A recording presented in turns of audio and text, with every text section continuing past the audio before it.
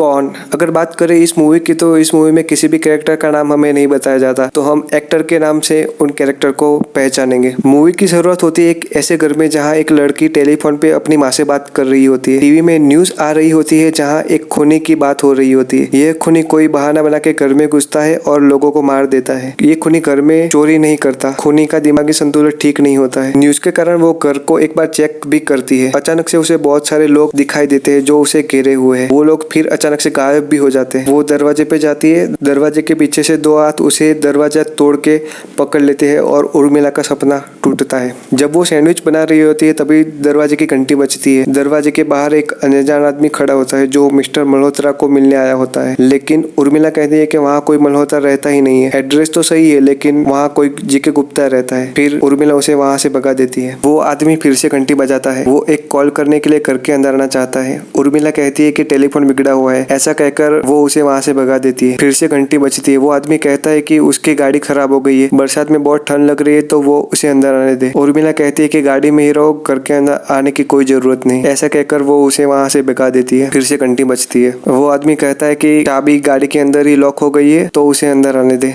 उर्मिला कहती है कि उसका पति ऊपर सो रहा है तो ना वो उसे जगा सकती है ना उसे अंदर आने दे सकती है। ऐसा कहके फिर से उसे भगा देती है। उर्मिला वापस सैंडविच बनाने लगती है। किचन की खिड़की के बाहर से वो आदमी आता है, खाना मांगता है। उर्मिला घबरा जाती है तो उसे सैंडविच दे देती है। उर्मिला टीवी देखती है तो वो आदमी भी बाहर खड़ा खड़ा टीवी देखता है, अजीब हरकत करता है जिससे उर्मिला गुस्सा हो जाती है। फिर वो आदमी वहाँ से चला जाता है। फिर से घंटी बजती है। वो आदमी कहता है कि उर्मिला के पति जग गए हैं और उसने उनको बाहर से देखा। ये सुन के वो घबरा जाती है क्योंकि उसका कोई पति होता ही नहीं है। वो ऊपर की ओर बढ़ती है कि कांच टूटने की आवाज आती है। वो डर के भागती है और दरवाजा खोल देती है और उस आदमी की मदद मांगती है। वो कबूल करती है कि उसका कोई पति नहीं है। वो इजाजत मांगता है कि घर में कौन है ये देखने के लिए हो जाए। वो आदमी घर की तलाशी लेता है, वहाँ कोई नहीं होता। वो आदमी कहता है कि उसी ने ही पत्थर मार के खिड़की का कांच तोड़ा होता है ताकि उर्मिला उसे घर के अंदर आने दे। थोड़ा समय बीतने के बाद न्यूज में फिर से वही खूनी की खबर आती है जिससे उर्मिला डर जाती है, जिसे देखकर वो आदमी उसे मजाक करने के लिए एक लोहे का पाला उठा लेता है, जिससे वो और भी डर जाती है और चिल्लाने और भागने लगती है। वो आदमी उसे शांत करने की कोशिश करता है और वो पाला उसे सौंप देता है। फिर अपनी गर्लफ्रेंड जो मर चुकी है उसकी बात करता है और इधर उधर की बातें करता है। वो कहता है कि उसे बिल्लियां बिल्कुल पसंद नहीं, उसे वो लोग भी पसंद नहीं थे जिन्हें बिल्लियां पसंद हो। उसकी गर्लफ्रेंड को भी बिल्लियां नहीं पसंद थी। ये कहकर वो उर्मिला की पालतू बिल्ली को उठा लेता है। तभी इलेक्ट्रिसिटी चली जाती है। उर्मिला मोमबत्ती लेने के लिए रसोई घर में जाती है। खिड़की के बाहर अपनी मरी हुई बिल्ली को देखकर वो डर जाती है। वो मोमबत्तियां बुझा देती है और मौका देखकर कहीं छुप जाती है। उसके पीछे पीछे वो आदमी भी आता है। उर्मिला उसे देखकर सिर पे एक पोट फेंक के मारती है और भागते भागते घर का दरवाजा खोल देती है। दरवाजे पे एक शख्स खड़ा होता है। उर्मिला उसे कहती है कि मनोज बाजपेयी ही खूनी है। सुशांत सिंह के पास एक गन होती है जिसे मनोज बाजपेयी की ओर पॉइंट करके कहता है कि वो एक पुलिस वाला है। वो लोग किचन में जाते हैं जहाँ उर्मिला सुशांत सिंह को मरी हुई बिल्ली दिखाती है। थोड़ी बहस के बाद सुशांत सिंह दोनों को बैठने के लिए कहता है। टेलीफोन पे पुलिस को कॉल करके उनको घर का एड्रेस देता है। मनोज बाजपेयी को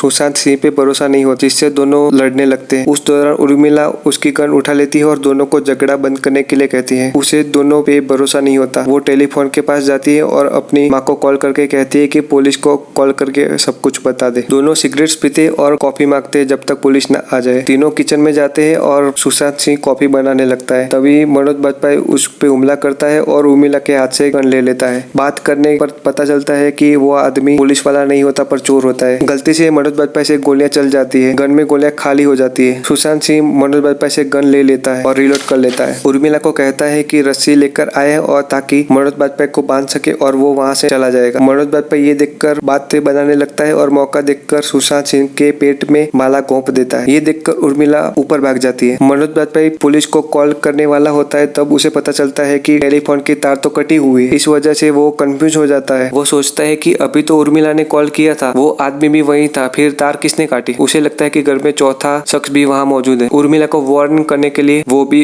ऊपर जाता है। ये सारी बात वो उर्मिला को बताता है। तभी दरवाजे की घंटी बजती है। मनोज बाजपेयी देखने के लिए नीचे जाता है। उसके पीछे के चुप चुप के उर्मिला भी सीढ़ियों तक जाती है। मनोज बाजपेयी वापस आता है और उर्मिला को कहता है कि कोई मल्होत्रा को पूछ रहा था। मनोज बाजपेयी के हाथ में गन देखकर वो शख्स डर के भाग गया था। मनोज बाजपेयी कहता है कि यह तो गुप्ता का घर है, तो फिर वो आदमी मल्होत्रा को क्यों पूछ रहा था। ये सुन के उर्मिला डर के मारे ऊपर भाग जाती है। उसे ढूंढने के लिए मनोज बाजपेयी भी ऊपर जाता है। तभी उसे एक आदमी की लाश मिलती है जो मल्होत्रा की होती है। उसे सब समझ में आ जाता है। वो पलट के देखता है तो उर्मिला उसके पीछे डरावनी मुस्कान के साथ खड़ी होती है और वो उस पे चाकू से हमला कर देती है। बचते बचाते वो छत पे आ जाता है और घायल भी हो जाता है। दोनों में हाथापाई होने लगती है। आखिर में उर्मिला उसके पीठ के पीछे चाकू घुसा देती है। मनोज बाजपेयी वहीं गिर पड़ता है। वो उससे दूर जाने की कोशिश करता है। मनोज बाजपेयी उस पे वार करता है लेकिन उर्मिला को कोई फर्क नहीं पड़ता। मनोज बाजपेयी उर्मिला पे हावी हो उससे पहले सुशांत सिंह मनोज बाजपेयी की पीठ पे भाला घोंप देता है, फिर उसे दोबारा वार करके उसे वहां ही मार देता है। सुशांत सिंह को उर्मिला के छोटी बच्चे की तरह गुनगुनाने की आवाज आती है। मुड़ के देखता है तो हाथ में पकड़ा खंजर उर्मिला उसके पेट में घुसा देती है और उसे घर के नीचे फेंक देती है। इस तरह वो दोनों का खून कर देती है। थोड़े समय के बाद उसने अपने कपड़े बदल लिए है और खून के धब्बे साफ कर रही होती है। चाकू और भाला सब साफ कर लेती है। फिर कटे तार वाले फोन पे अपनी माँ से बात करने लगती है। फिर घंटी बजती है। उसका अगला शिकार आ चुका होता है।